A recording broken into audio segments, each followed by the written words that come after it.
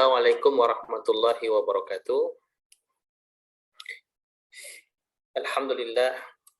Alhamdulillahilladzi anzala al-Qur'an hudan linnas wa bayyinatin minal huda wal furqan wa huwa alladzi arsala rasulahu bil huda wa dinil haqq liyudhhirahu 'ala ad-dini kullih wa kafa billahi shahida.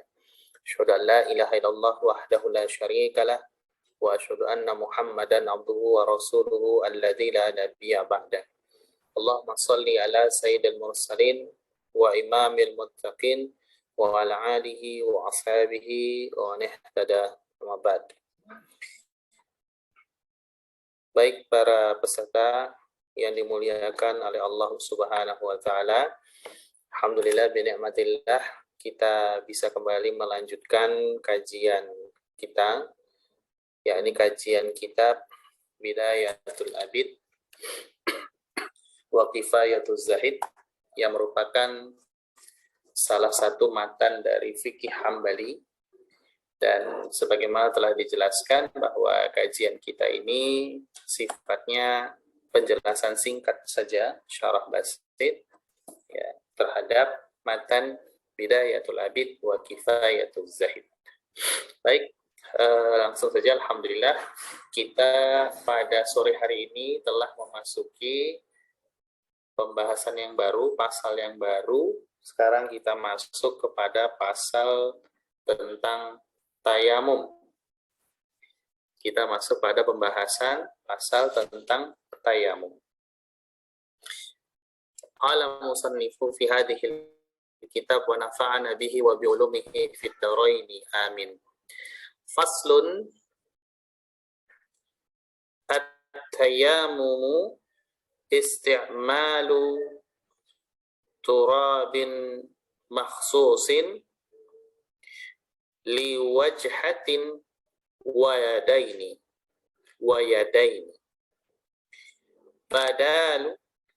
badalu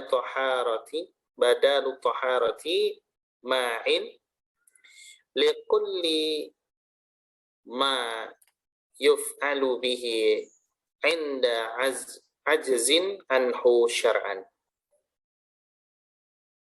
Dikatakan oleh penulis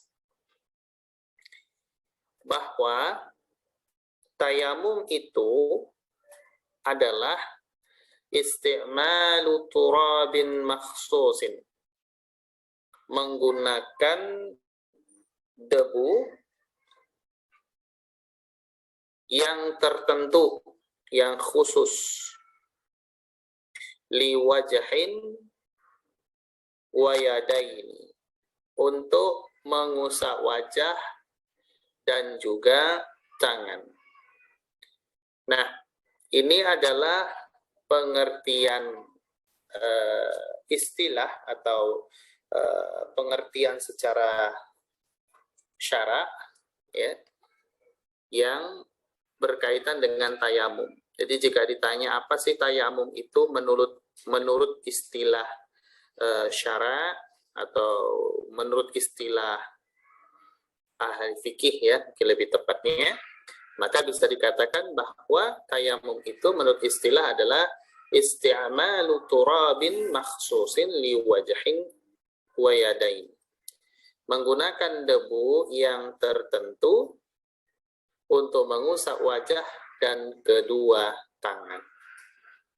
Nah, adapun kemudian tayamum ini kalau ditinjau dari sisi bahasa yang tadi agak terlewat, para ulama mengatakan dia itu diartikan sebagai al-qasdu ya, atau tujuan ya, atau tujuan lah ya, al-qasdu ya, tujuan atau maksud. Nah, itu dia. Itu padanannya dari at-tayammum. Nah, jadi dari istilah ini kita bisa memahami bahwa tayamum ini adalah sebuah aktivitas tertentu ya. Aktivitas apa itu? Menggunakan turab, itu menggunakan debu turab yang makhsusun, tertentu, yang khusus.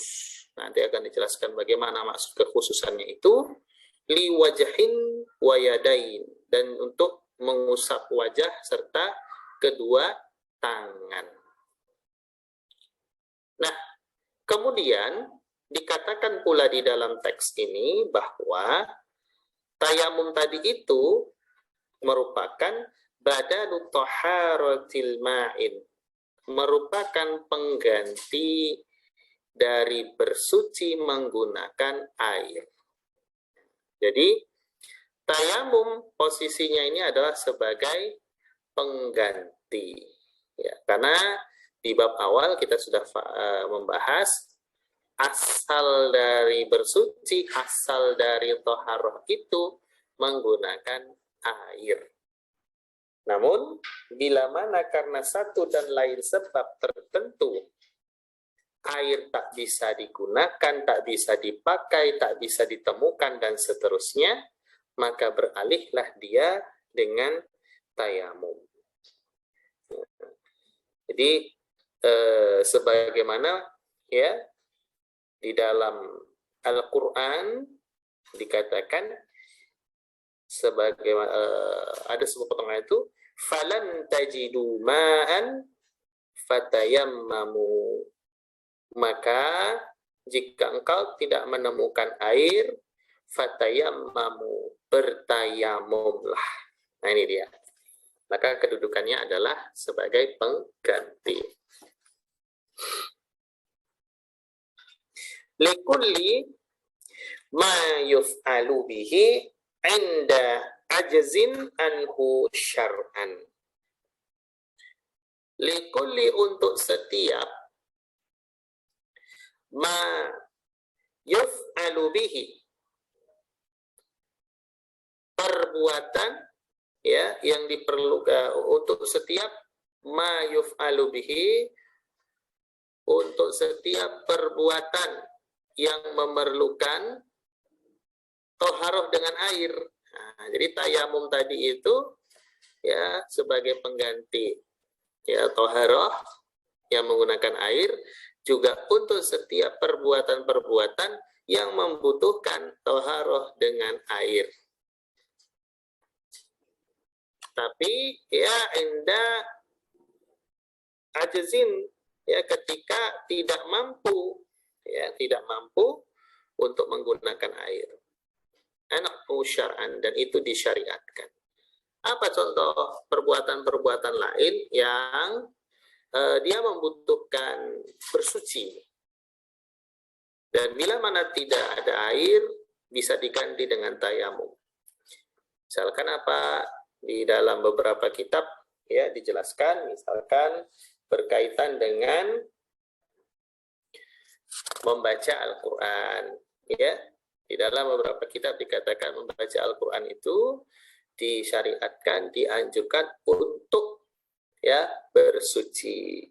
Nah, bila mana kemudian tidak bisa menemukan air dan karena satu lain hal, dia menggantinya dengan tayamum untuk membaca Al-Quran. Itu juga dibolehkan, ya, atau bertawaf dan semisalnya. Kemudian siwa, kecuali, nah ini adalah pengecualiannya, najasatin ala ghairi badani, kecuali najis yang melekat pada selain badan.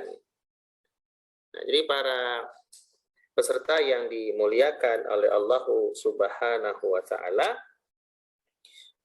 ketika dikatakan siwa najasatin ala ghairi badanin, maka di sini penulis ingin menyatakan bahwa bersuci dengan tayamum itu adalah pengganti dari bersuci dengan air untuk setiap perbuatan yang membutuhkan toharoh dengan air tadi. Nah, itu begitu. Kecuali jika ada najis yang melekat pada selain badan. Nah, maka kalau ada najis yang melekat kepada selain badan, dia tidak bisa digantikan dengan toharoh. Nah, maka ini punya makna dua. Pertama, ya, tayamum tadi itu bisa juga digunakan sebagai pengganti mandi. Karena al-ghusl atau mandi itu juga thaharati bil ma'in, merupakan aktivitas bersuci menggunakan air. Nah, namun tayamum tidak bisa digunakan untuk najis yang melekat kepada selain badan. Atau bahasa lain bisa dikatakan fala yatamamu li najasatin ala saufihi misalkan, ya, bahwa tidak boleh ya bertayamum untuk menghilangkan najis yang melekat pada saufi, ya, baju saubun, ya, atau pada tempat, nah, ya, makan misalkan apa sajadah dan yang semisalnya. Jadi dia tayamum tadi digunakan, ya, pengecualian penggunaannya adalah untuk menghilangkan najis yang melekat pada selain badan. Artinya kalau melekat pada badan, ya, yang itu bisa dihilangkan dengan air lewat mandi. Ketika air tidak bisa digunakan atau karena lain sebab tidak bisa ditemukan, bisa diganti dengan tayamum. Nah, itu. Dan ini pandangan dari madhab, ya. Kemudian dikatakan di dalam teks juga di situ walubatin bimasjidin lihajatin, yakni berdiam diri di masjid karena ada keperluan. Jadi maksudnya berdiam diri di sini apa? Menetap, ya. Lubsin di sini maksudnya menetap, ya, di masjid. Jadi maknanya pula adalah orang yang junub, nah, itu dia, yang menetap di masjid. Nah, itu dia. Lihajatin, karena sebuah hajat. Dan dia misalkan teruzur dari air. Nah, maka dia boleh mengganti dengan tayamum. Nah, ini adalah definisi tadi dari tayamum tersebut. Nah, maka dari sini kita bisa pahami bahwa tayamum ini, ya, dapat digunakan dalam hal apa saja, yakni raf'ul hadas, ya, mengangkat hadas, baik itu al-akbar wal asghar, serta juga izalatul najasatin, untuk menghilangkan najis, ya, fil badan, di badan, karena dia tidak bisa menghilangkan najis yang melekat kepada selain badan. Nah, dan berkaitan dengan menghilangkan najis, ya, yang melekat pada badan, ini adalah mufradat mazhab. Jadi pandangan ini ditemukan di dalam mazhab saja. Ya. Baik, kita lanjutkan. Wa syurutuhu salasatun. Syarat-syaratnya ada 3. Jadi syarat tayamum ada 3 menurut kitab ini. Dan syarat yang terbatas ini sebenarnya adalah bisa dikatakan syarat yang utama. Nah, syarat yang utama yang harus dipenuhi dan tidak boleh tidak dipenuhi. Nanti kalau di kitab yang lain kita temukan ada beberapa syarat, ya. Jadi tidak hanya 3, bahkan ada yang 6. Dimulai dengan niat, ya, Islam, berakal, tamyiz, ada udur, kemudian menggunakan itu dan yang lainnya, macam-macam. Nah, di sini penulis membatasinya dengan 3, ya. Dan ini menjadi syarat pokok yang harus dipenuhi sebelum tayamum. Apa itu? Pertama dikatakan dukhulu waqti shalah, yakni masuknya waktu sholat. Ini adalah syarat pertama. Jadi tayamum itu ya boleh digunakan ya atau dilakukan ketika masuknya waktu sholat. Nah, jadi misalkan ketika hendak sholat, dia tidak bisa menemukan air. Apakah karena memang mati lampu misalkan tidak bisa mengisi air, rumahnya jauh dari pemukiman warga sehingga tidak bisa meminta air, kalau keluar juga jauh, ya jarak yang ditempuh untuk mendapatkan air, dan itu bisa menyebabkan sholat waktu sholat terlewatkan dan seterusnya. Nah, sementara waktu sholat fardu sudah tiba. Nah, maka dalam kondisi ini ya terpenuhilah ya bahwa dia tidak bisa menggunakan air, maka dia boleh bertayamum, dan kemudian syarat pertama dia terpenuhi, yakni masuknya waktu sholat. Ya, masuknya waktu sholat fardu. Maka dia kemudian bertayamum.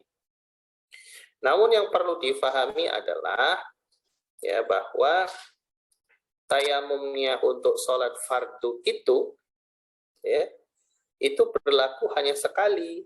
Nah, itu begitu dia. Jadi kalau nanti dia tayamum ketika tiba waktu sholat duhur,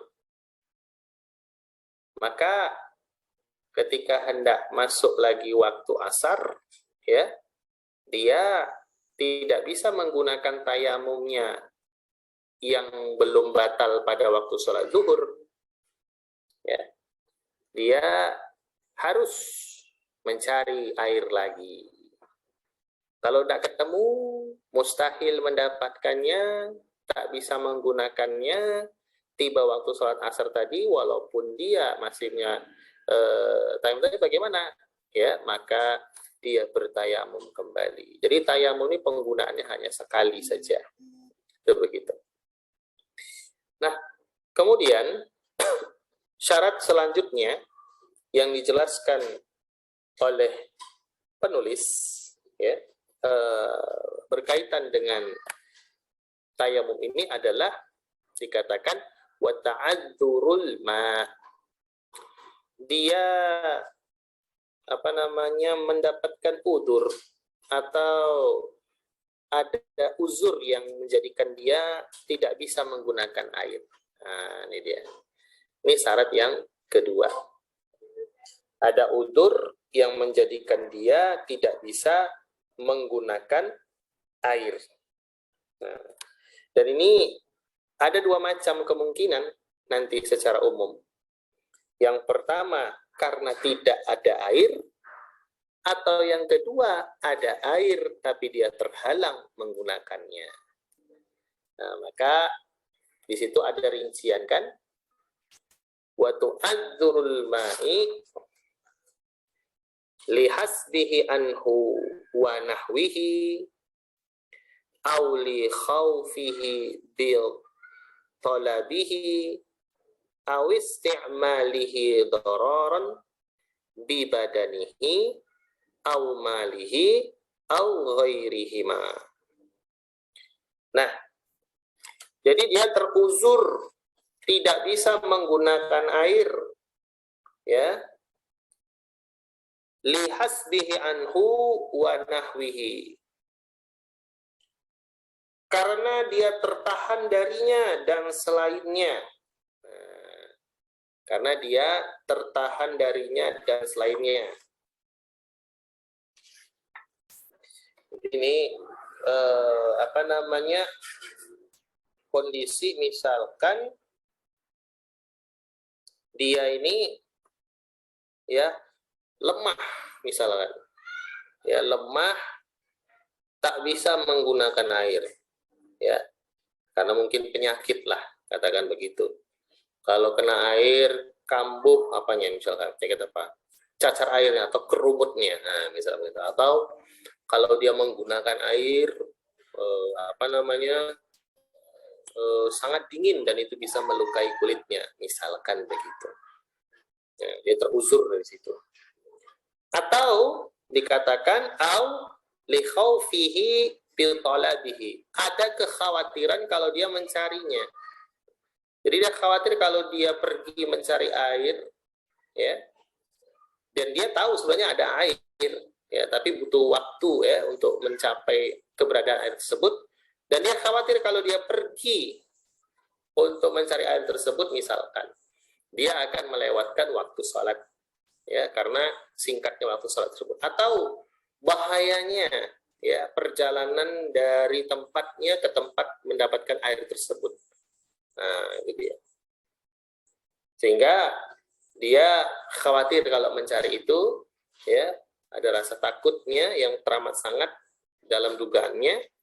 Nah, ini boleh dia tadi menggunakan tayamum. Kemudian, ya, dikatakan pula oleh penulis, au isti'malihi dararan bi badanihi. Ya, ketika menggunakan air tadi misalkan menyebabkan bahaya pada badannya, au malihi atau hartanya, bisa juga ya. Cuma kalau daripada badan ya mungkin ada penyakit. Kalau bisa menggunakan air akan membahayakan hartanya, misalkan dia tinggal di daerah yang sangat kering sekali, misalkan, dan air itu cukup mahal untuk membelinya, dia orang yang fakir,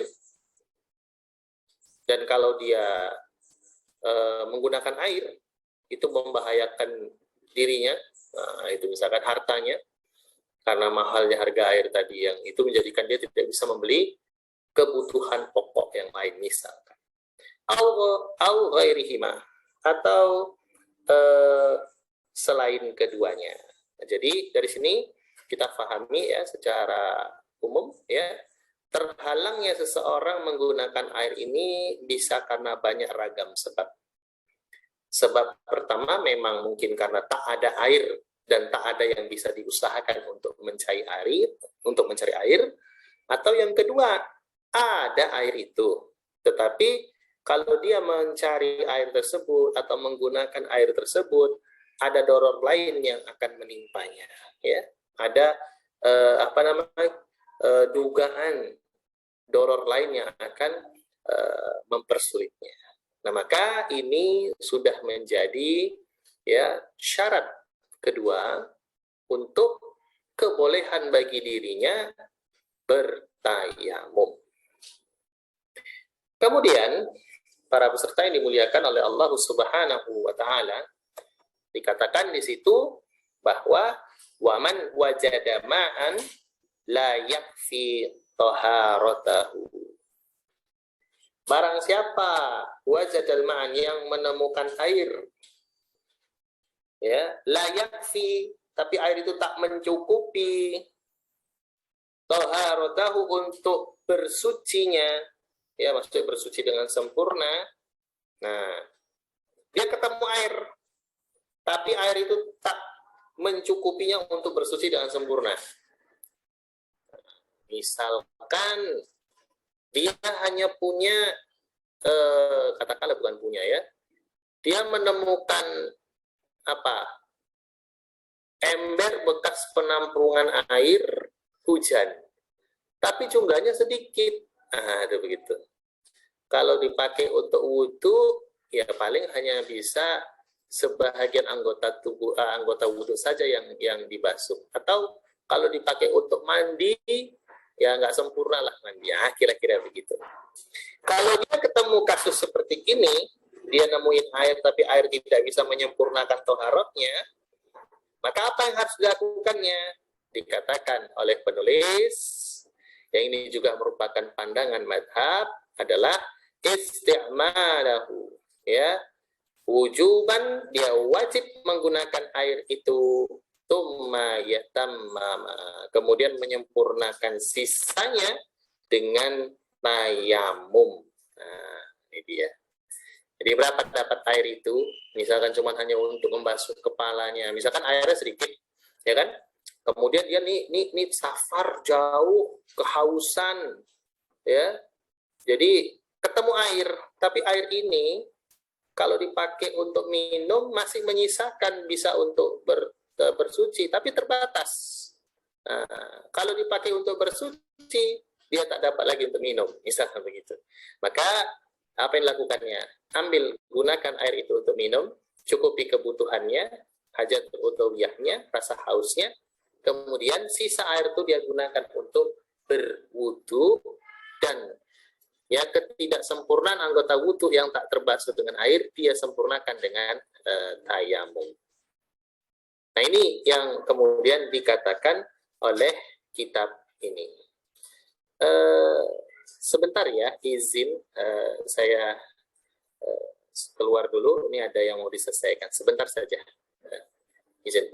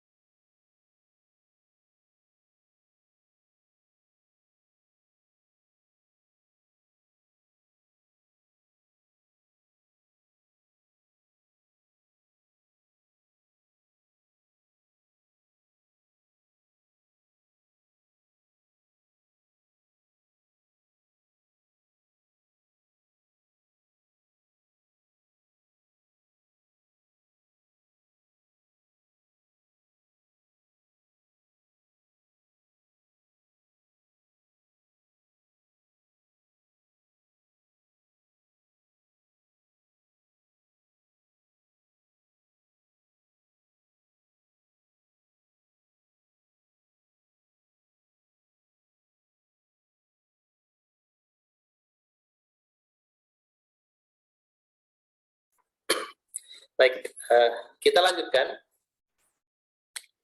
Kemudian kita masuk kepada syarat yang ketiga. Wa ayyakuna biturabin tahurin mubahin. Syarat yang ketiga, dia menggunakan turab, debu, tahurin yang suci, mubahin lagi mubah. Jadi ini syarat yang ketiga.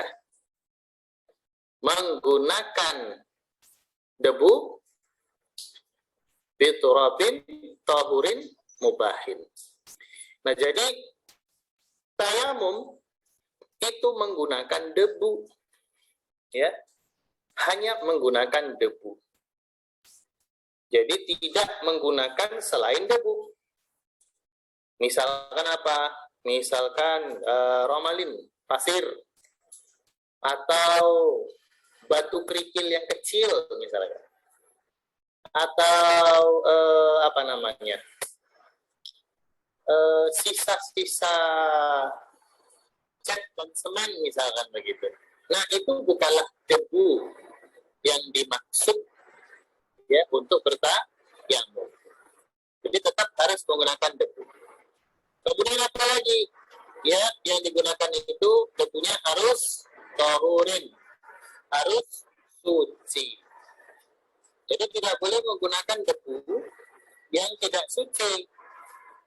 Maksudnya gimana? Misal debu itu hendak digunakannya, kan debu yang dipakai ini kan adalah debu di atas permukaan tanah. Debu di atas permukaan tanah. Nah, yang tanahnya itu adalah tanah yang ya tadi ya yang mengandung debu ya. Nah, jadi maksud debu yang tidak suci itu misalkan gimana? Misal, maaf, di situ ada bekas kotoran kucing. Nah, atau ya kalau kotoran kucing, kencing kucing lah, katakan begitu. Kencingnya baru, belum hilang, masih ada bekasnya. Kemudian kita menggunakannya, ya debunya. Jadi masih masih ada bekas baunya, seluruh segala macam itu. Kita kemudian menggunakannya, maka itu debu yang tidak tahur. Wah, itu tahur. Tidak suci. Tidak boleh digunakan. Nah, ingat bahwa posisi tayamum bersuci menggunakan turab, debu, ini adalah pengganti dari bersuci menggunakan air. Maka sebagaimana air yang sah digunakan untuk berwudu harus tahur, untuk mandi harus tahur, maka debu yang digunakan untuk tayamum pun harus tahur. Nah kemudian ya selanjutnya debu tadi selain tahur juga harus mubah. Ya, artinya tidak boleh debu itu diambil dari sesuatu yang tidak mubah. Misalkan dari mencuri. Cemana mencuri debu ya? Katakan misalkan begini. Nah, ini juga termasuk sesuatu yang tidak mubah. Mubah di sini adalah sesuatu yang dia miliki ya, yang dibolehkan dia miliki secara syar'i. Misal begini, dia mengklaim mengkooptasi sepetak tanah kering. Nah, sepetak tanah kering yang miliknya secara sah, bukanlah miliknya secara sah, atau bukan juga tanah kepemilikan umum, kepemilikan publik yang mana siapa saja boleh memakainya. Jadi dia menggunakan apa? Misalkan mengklaim tanah orang menjadi miliknya, atau dia menggunakan debu di atas permukaan tanah yang tanah itu milik orang. Nah, misalkan begitu. Maka walaupun debu itu suci, tetapi dia memperolehnya dengan cara yang tidak mubah, maka tidak sahlah tayamum. Kemudian para peserta yang dimuliakan oleh Allah Subhanahu wa Ta'ala, dikatakan pula oleh penulis di situ bahwa ghairi muhtarikin lahu gubarun ya'laqu bil yadi. Bahwa dikatakan di situ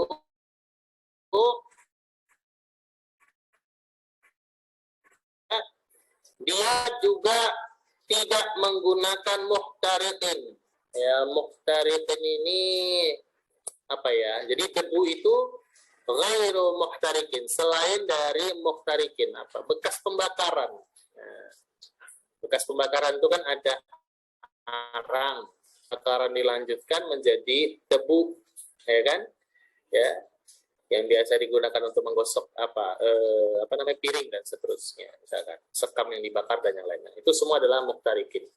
Atau bekas-bekas pembakaran yang lain, pembakaran batu bata, pembakaran keramik dan yang lainnya. Nah, itu tidak bisa digunakan, itu bukan termasuk turab, walaupun tampak dari tekstur dan bentuk hampir sama. Tetapi dia bukan maksud dari turab di sini yang merupakan sa'id, ya. Jadi di permukaan atas tanah, itu dia. Jadi yang dimaksud turab itu adalah dikatakan seperti dalam hadis, fa inna turabaka fartun min afradis sa'id. Nah, jadi turab yang di atas tanah, bukan tanah itu. Nah, jadi kalau dia sisa dari pembakaran itu tidaklah termasuk turab yang boleh digunakan. Yang mana lahu ubarun ya'laqu bil yadin, di mana ya debunya itu melekat ya kepada tangan. Ya kan, kalau bekas pembakaran itu kan melekat ya. Nah, sementara nanti dalam kaifiyat tayamum itu ya debu itu di tangan itu dipupulkan kepada permukaan tanah berdebu, kemudian dihembus. Jadi yang tersisa itu tidak ada, kan halus sekali. Pembakaran ya kalau dipakai ini ya pasti melekat, lengket, karena dia mengandung arang ya, atau juga mengandung ada seperti minyaknya. Maka itu tak boleh digunakan untuk bertayamum. Selanjutnya, ya, Jika ada kasus lain, nah di sini dikatakan fa illam yajid dzalika, maka sungguhnya jika dia tidak menemukan hal tersebut. Maksudnya tak menemukan apa? Tak menemukan debu untuk tayamum, tak menemukan juga air untuk bersuci, ya. Jadi tak menemukan di sini maksudnya dua tadi. Ya, karena apa? Karena tayamum tadi sebagai pengganti dari taharah dengan air. Nah, kalau dua-duanya nggak bisa, air nggak ada untuk taharah, kemudian debu tak ada untuk tayamum, terus gimana dia mau sholat? Nah, begitu. Dikatakan shallal fardhu faqat. Jadi, kalau begitulah yang terjadi, cukup baginya sholat fardu. Cukup baginya sholat fardu ala hasabi halihi, sesuai dengan keadaannya, ya. Jadi nggak ketemu air, nggak ketemu debu, kemudian bagaimana? Ya udah sholat sesuai dengan keadaannya. Nah, ini kasus misalkan apa? Misalkan dia di penjara bawah tanah yang tidak ada air, tidak berdebu juga, misalkan. Ya, jadi lembab, tidak ada air, tidak ada udara, tidak ada air, ya hanya lembab saja. Jadi tidak ada debu di situ. Air pun tak ada, tak bisa digunakan. Nah, misalkan seperti itu. Maka sholatlah dengan keadaan yang sedemikian rupa. Ini adalah keringanan, ya, keringanan. Wala yazidu fi salatihi ala mujzi'in, dan janganlah dia menambahi pada sholatnya itu, ya, apa yang tidak dia mampu. Maksudnya apa? Ya sudah, cukup pada sholat wajibnya tadi saja, tak perlu dia menambah dengan nawafilnya.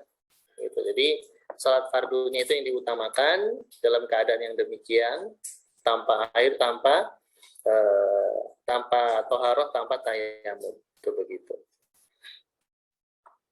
Dan tidak perlu menambahinya, ya, artinya nggak usah lagi nambah sholat sunnahnya, nawafilnya, karena yang harus dikerjakan dalam kondisi yang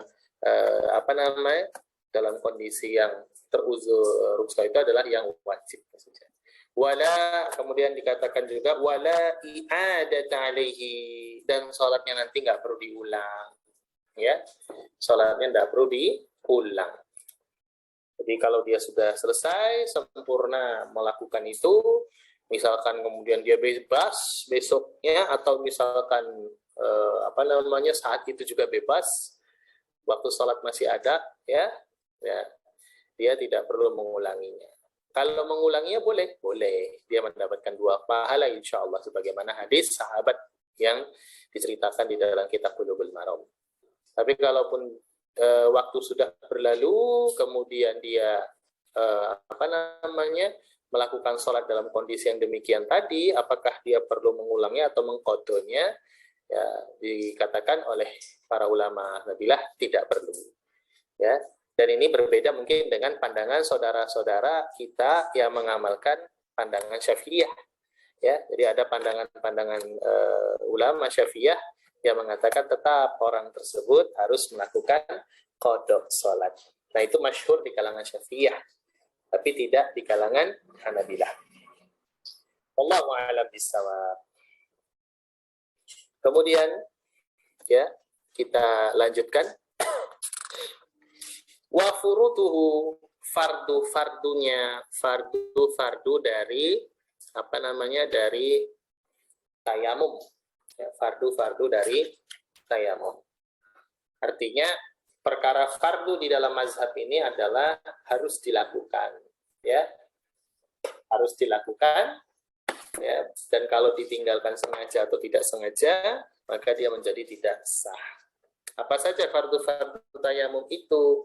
Penulis mengatakan yang pertama adalah mashu wajhihi, mengusap wajah.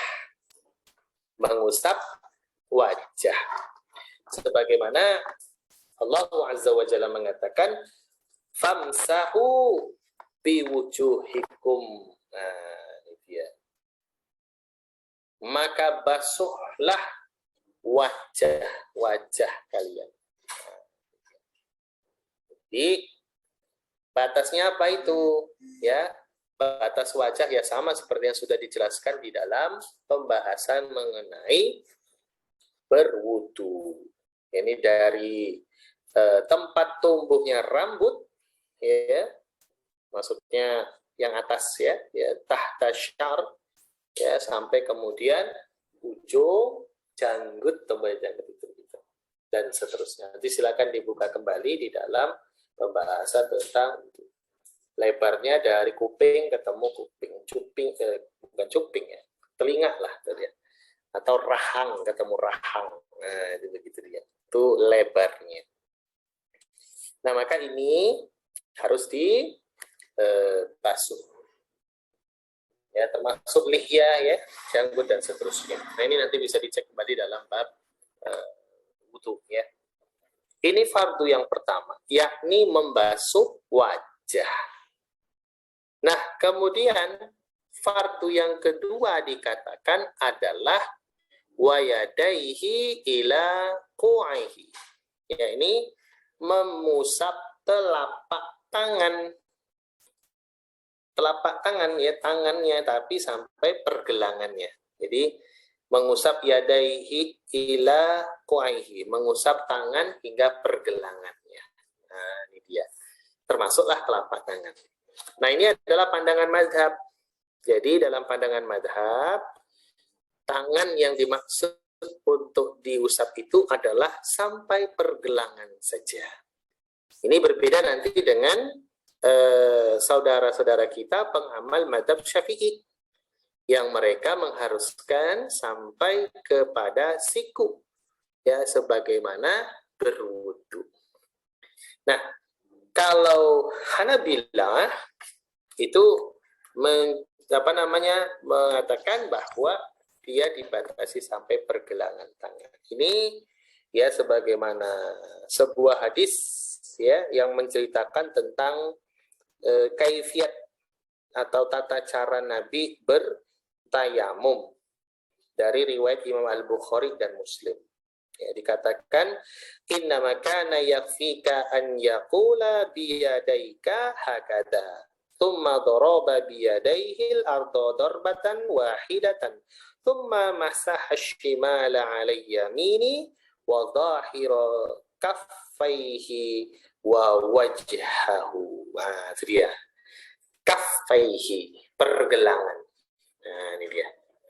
Jadi ini sama seperti hadisnya Asma ya, dalam kasus berbeda ketika Nabi menegur Asma, bagi wanita yang telah haid seluruh tubuhnya aurat ya kecuali wajah dan kaffai ya, kedua telapak tangannya. Nah, ini yang diamalkan oleh Hanabilah ya. Hadis riwayat Bukhari dan Muslim tentang kaifiat apa tadi? Tayamum tadi. Nah, itu dia. Baik. Kemudian ya, fardu yang ketiga dari tayamum itu dikatakan adalah watartibun, tertib. Ya. Tertib. Jadi nggak boleh ada jeda ya, tak beraturan. Nah, itu dia. Jadi tertib tayamum ini tentulah berbeda dengan tertibnya wudu. Ya, karena di tayamum itu tidak ada kumur-kumur, ya, tidak ada kemudian masukkan air ke hidung, tidak ada masukkan debu ke hidung, ya, dan seterusnya. Nah, tertib yang dimaksud itu adalah urutannya. Ya, dari sisi apa? Jadi diawali dengan wajah dan kemudian telapak tangan. Karena berwudu pun ya mengusap wajah didahulukan dari membasuh tangan. Maka ketika tayamum tertibnya juga demikian, yakni mengusap wajah baru telapak tangan. Kemudian mualah li haditsin athar ya. Kemudian adanya urutan. Mualah ini urutan ya. Jadi berurutan ya pada hadas kecil. Nah, jadi kalau kencing ya ya, kemudian dia apa namanya tidak menemukan air dan segala macam, dia dapat rukhsah untuk tayamum, maka tayamumnya tertib dan mawalahnya seperti yang sudah dijelaskan, wajah dan kemudian kedua telapak tangan. Dan ini nggak berlaku kalau dia hadas besar, tidak berlaku kalau dia berhadas besar. Kenapa kemudian ada muwalah? Ya sama seperti tadi, bahwa karena al-mawalatu fardun fi wudu'i dunal ghasli. Ya, muwalah itu wajib pada wudu, ya, dan tidak pada mandi. Nah, jadi mawalah saat hadas kecil, ya, itu kan hanya hadas kecil kan ini bisa bisa disucikan dengan berwudu. Tayamum bisa menggantikan wudu posisinya kalau nggak ketemu air.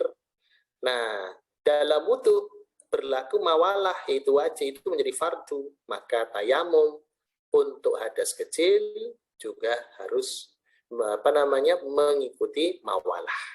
Nah, itu dia. Karena at-tayamum badalun anhuma, adalah pengganti dari keduanya, yaitu bersuci dengan air pada wudu dan juga mandi. Nah, kalau mandi kan hadas besar, tidak ada mualah. Baik. Selanjutnya, ya, wahiyya bi qadrin, dikatakan di situ wahiyya bi qadriha. Terus itu nggak ada hanya, ya. Nah, ini beda teksnya. Wahiyya bi qadri ma fi wudu'in.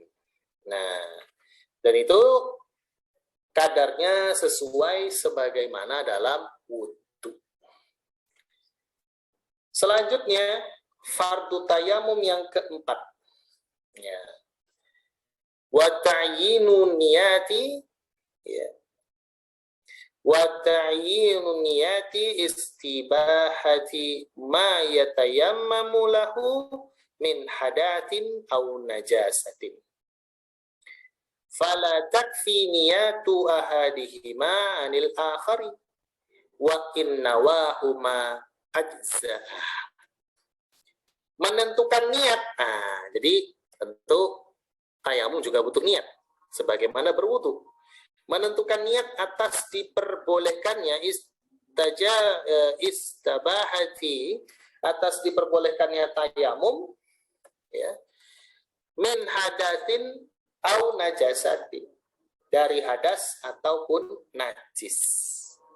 Jadi fala takfi niyatu ahadima anil akhar, tidak mencukupi hanya berniat dengan salah satunya saja untuk yang lain. Maksudnya begini, misalkan dia tayamumnya itu untuk mengangkat hadas.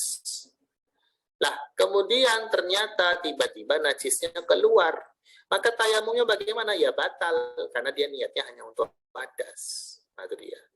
Nah, tapi kalau dia kemudian di sini dikatakan berniat untuk keduanya, wa inna wa huma ajzan, maka jika dia berniat untuk keduanya, walaupun sebenarnya yang terjadi pada dirinya hanya hadas yang keluar, maka itu mencukupi. Nah, ini sebagai bentuk kehati-hatian, ya, kalau dia bertayamum, ya, dia meniatkan untuk mengangkat hadas dan juga najis. Selanjutnya, setelah kita mengetahui fardu-fardunya, berarti ada 5 tadi, yakni mengusap wajah, mengusap tangan, tertib mawalah, dan yang kelima adalah niat, ya, niat. Tentunya niat di sini bukan di akhir, ya, niat itu tentu di awal, ya. Ini hanya penjelasan tentang niat dalam tayamum tadi harus, ya, mencakup, ya, tadi antara hadas dan najis supaya selamat dari kerusakan.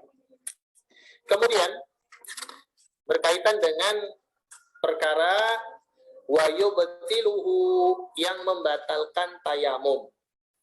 Nah, apa yang membatalkannya? Yang pertama, ma yubtilul wudu'i. Apa-apa yang membatalkan wudu itu akan membatalkan tayamum. Kenapa? Karena posisi tayamum tadi adalah pengganti dari wudu. Kemudian dikatakan wa khurujul waqti, ya, habisnya waktu sholat. Nah, jadi dia udah sholat, niat tadi untuk wudhu sholat zuhur, berlalu waktu zuhurnya, masuk waktu asar, sudah batal tayamumnya, tak bisa lagi dipakai wudhu, maka dia harus tayamum lagi. Kemudian yang ketiga adalah wujudul ma'i, adanya air. In tayammama li faqdihi, karena tayamum itu disyariatkan jika tidak adanya air. Jadi kalau sudah ketemu air, ya maka batallah tayamumnya. Nah, ini kasusnya gimana? Kasusnya ini misalkan, ya, orang tersebut, ya, dia hendak hendak sholat tak ada air, mati lampu, susah nyari air, takut jauh, misalkan begitu kan, bahaya. Nah, kemudian dia baru tayamum hendak sholat, hidup lampu, air bisa hidup lagi, gitu. Maka batallah tayamumnya. Tidak sah kalau dia lanjutkan untuk sholat. Dia harus, ya, mengulang dengan berwudu untuk sholat. Kalau kasusnya dia sudah tayamum, selesai tayamum, kemudian dia sholat, selesai pula sholatnya, lantas itu bagaimana? Nah, di sini ada perbedaan, ya. Ada yang mengatakan, sebagaimana hadis itu, ada yang mengatakan bahwa cukup baginya sholat dengan tayamum tadi, tapi ada yang mengatakan dia harus kembali tetap pada hukum asal, yaitu dia mengulang sholatnya. Allahu a'lam. Itu kasus ini. Namun perlu diperhatikan adalah maksud wujudul ma'i di sini adalah jika tayamum itu dilakukan untuk orang yang tak menemukan air. Nah, tadi kan kita sudah cerita bahwa syarat tayamum tadi adalah, ya, teruzur dari air. Teruzur dari airnya ada dua kondisi. Orang yang memang nggak menemuin air, atau kondisi yang kedua, ada air tapi nggak bisa make. Nah, kalau kondisi yang kedua, ada air tapi nggak bisa make, ya tetap aja adanya air tidak membatalkan tayamumnya. Tuh. Selanjutnya, yang menjadi pembatal keempat, wazawalul mubi'ilahu, hilangnya perkara yang membolehkan tayamum. Ya, hilangnya perkara yang membolehkan tayamum. Jadi kan banyak tuh, ya, jadi syaratnya, ya. Nah, maka jika salah satu sebab dia bertayamum tadi hilang, jadi nggak harus semuanya loh, salah satunya saja untuk dirinya itu bisa kembali menggunakan air, ya maka dia harus menggunakan air. Jadi, ya. Nah, terakhir yang menjadi pembatal tayamum itu adalah dikatakan wa khal'u, dia melepas ma yumsahu alaihi, yang diusap, ya, atasnya.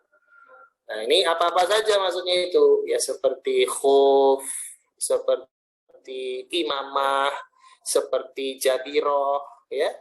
Kalau sudah diusap pakai debu, nah kemudian dia lepas khufnya, dia lepas imamahnya atau jabirohnya, sudah selesai sembuh dia, maka tak berlaku lagi lah tayamum. Nah, itu begitu dia. Nah, inilah beberapa hal ihwal seputar tayamum, dari definisi, kemudian syarat-syaratnya, fardu-fardunya, dan kemudian pembatal-pembatalnya. Wallahu a'lam bishawab. Mungkin itu saja yang bisa disampaikan dalam pertemuan yang singkat ini. Mudah-mudahan bermanfaat bagi kita semua, dan semoga Allah memberikan nikmat kepada kita, futuhnya hati kita, pikiran kita untuk memahaminya. Wallahu a'lam bishawab. saya kembalikan kepada hostnya. Ya baik Ustaz, syukran jazakallah kepada Ustaz Marwan sudah menjelaskan. Ini ada pertanyaan atau kita tutup nih Ustaz? Kayaknya nggak dapat ya waktunya. Waktunya udah mepet ya. Saya prepay-nya aja nanti kapan. Oke, boleh di grup nanti Ustaz. Ya, baik. Baiklah kalau begitu kita cukupkan aja ya pertemuan kita pada sore hari ini dengan lafaz hamdalah, alhamdulillahirabbil alamin, dan doa majelis. Assalamualaikum warahmatullahi wabarakatuh. Waalaikumsalam warahmatullahi wabarakatuh.